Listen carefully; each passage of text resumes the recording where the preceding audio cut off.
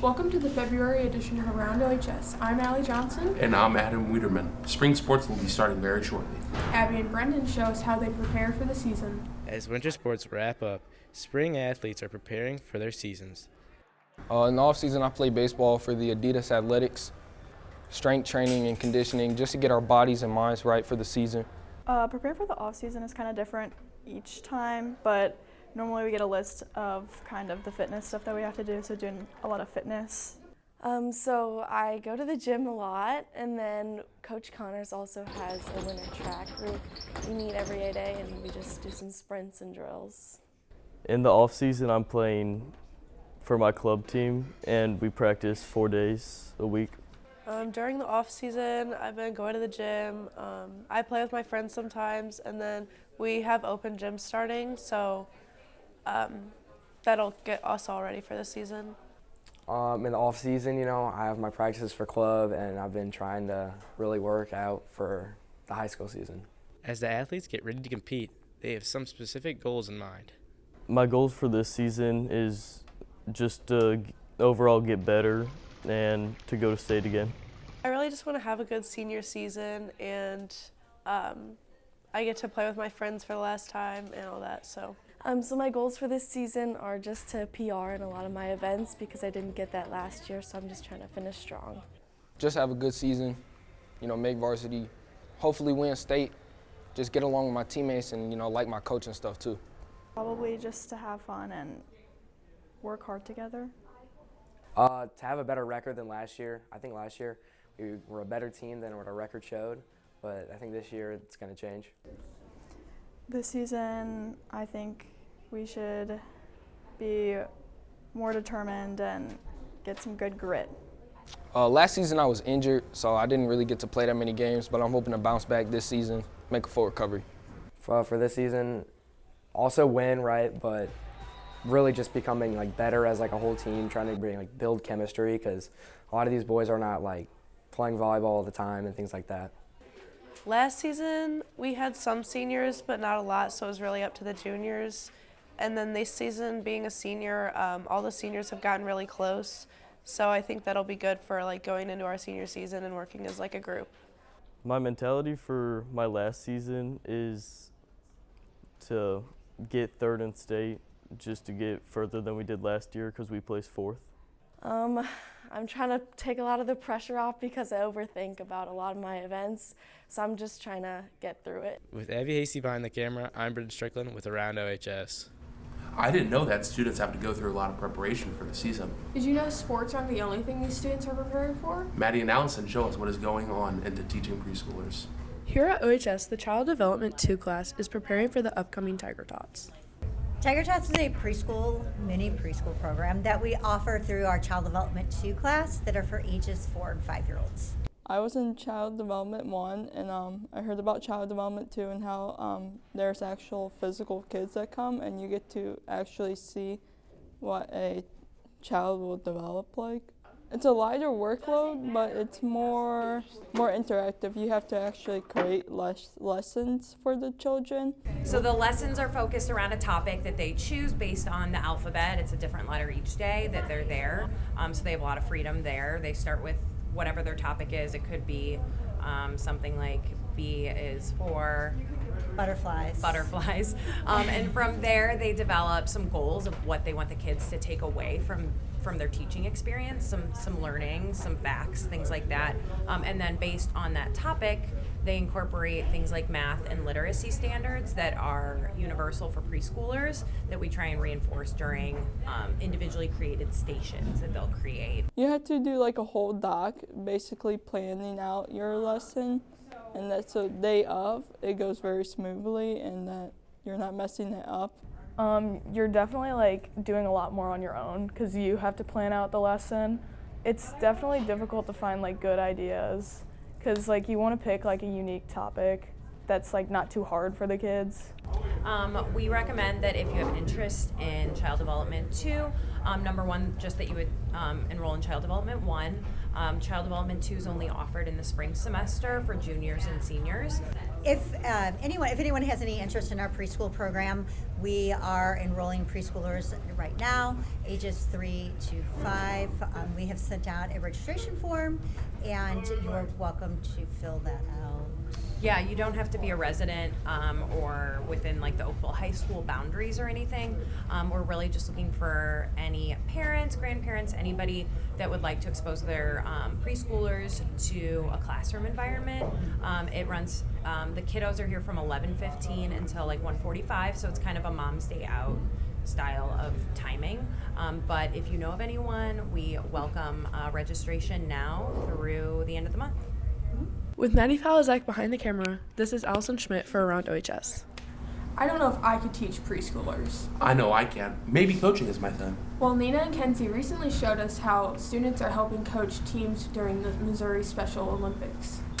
Oakville hosted their annual Special Olympics basketball tournament on February 13th. Let's take a look into the day and how they prepared for it. So SOMO at our school, it's basically the Special Olympic kids are paired up with some like general education kids, and throughout the day you just play basketball, a ton of games, and kind of build a friendship and just have a great time. Student council does most of the preparation. They get everything set up, they make all the phone calls, they sign up as buddies. Leadership signs up as captains, so they're the ones who kind of lead the day of. And then student council execs will sort of walk around the event and manage that way. So everybody has kind of a different role to play. First of all, boys basketball and girls basketball will provide refs for us. There's various kinds of competitions. So some in Gym A, for example, will be like pretty major games, some of the bigger kids, but then we have a bunch of smaller kids from the elementary, and they'll do more individual skill stuff. So just shooting a basket. And there's also Victory Village, which different clubs and sports have different like games for, and it's just they come up with a game, whatever they want, and they're kind of like in the commons or outside of the gyms, and kids just walk around and play their games. Some of the most important things for the day are just like have fun with the kid, like talk to them like they're your best friend, really help them like have a good time, keep any negative like thoughts or anything out of it. Like this day is about having a good time with them and making them like just feel special. So my favorite part about SOMO is watching the kids interact and experience each other in the game and just being a part of something that is really big. my favorite part about SOMO is definitely like the one-to-one pair of like you and the athlete. It's just really special to get to build that friendship and that bond throughout the day, and it's just a great time. SOMO is truly about including everybody and providing a joint experience, not just the athletes coming in, but it's really an experience for the buddies as well, and for everybody in this building. For me, I think that SOMO's importance and like what it's really about is just helping to like build those connections and give these kids a really great day, a good time, because they want to like make friends and they want to have new experiences. So this is just like a really great opportunity for them and for us to just get to know them. So it's great for everyone. I would say that if you're willing to provide an experience to others, and if you're willing to focus on that experience for those athletes, then you are absolutely perfect for it. And if you do it for all the right reasons, you will gain more than you think. I'm Nina Silla with Kenzie Christopher behind the camera for Around OHS. It's really nice to see the community come together for such a great event. You know, that's not the only great thing students are doing at the school. Sarah shows us how students have stepped up in the National Art Honor Society. The National Art Honor Society has been trying something new this year. Take a look at their creative art workshops.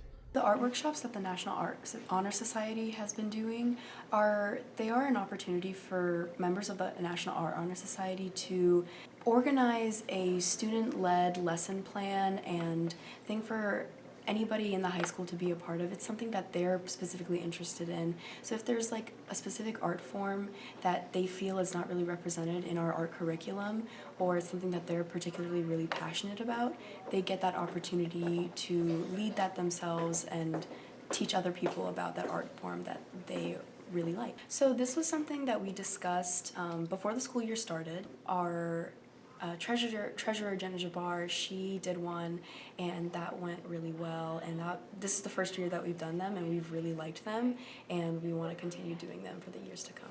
It's kind of an extensive process. You have to consider things like materials, time constraints, and also like step-by-step how you're going to instruct, which is a new thing for our members to be doing. It's something that kind of teaches them leadership and preparedness for leading those activities. It's really fun seeing everyone like actively engaged and like locked in and really enjoying what they're doing. The conversations that come out of it, listening to them talking about their work that they're creating and all of their ideas. It's just a really good time. It's super fun. Be on the lookout for any future workshops. For Channel 97 News, I'm Sarah Brand. Maybe we should attend one of those sessions. I wonder what food they serve. I don't know, but the pizza scene here has changed. Parker and Avery tell us more. This year, the Melville School District changed how their pizza days work. Let's hear more about it. Well, we've added a choice. It's every other Monday. So one Monday is Domino's, which we've had for years, and then this year we added Pizza Hut. So it's every other Monday, Domino's, Pizza Hut. Just to give a choice. We send out those questionnaires, and that's what we found was that students, we'd had Domino's for years and years, and they just wanted a choice. A few weeks ago, we sent out a survey and got over 140 responses, and the results were pretty surprising to us.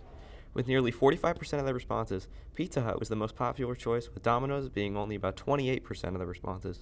We also had 10% of respondents say they don't have a preference, and 16% of respondents saying that they don't eat school lunch. Let's hear some of the opinions students have. Because no one out-pizzas the Hut. Simple as that. Well, first, no one out-pizzas the Hut, and second, the crust for Domino's, it's weird. Should it go back to being one pizza place? No, I feel like we should have a variety of choice, because not everyone likes Domino's, and yeah. You know what? I think it should be both, because people have different opinions, so other people are going to want the other option. Well, we always like to hear feedback from the students, positive or negative, and what they would like or what they don't like. So always would love to hear back from the students. With Avery Klumpers behind the camera, I'm Parker Wyatt with Around OHS. That's cool that the school is experimenting with different pizzas. Right, Allie? What are you doing? We're recording. A new high score. Sorry, Block Blast is so addicting. Will, Emma, and Bree show us how other students are addicted to the app? There are a lot of games out there, but Block Blast has become a new fan favorite. My high score on Block Blast is 127,743. I think it's a very simple game, and it's easy for anyone to understand, and some games could be too boring or too complex, but this one's right in the middle. I have Android, so it looks weird, but... My high score is 39,360. Sometimes I'll play it in Mr. Reese's class when he's not looking. I just think it's a lot more slower paced if you want it to be, and you can also close the app and come back and you're still in the same spot. Block Blast can be really addicting. 23,541. I think it's just satisfying to watch the blocks go away.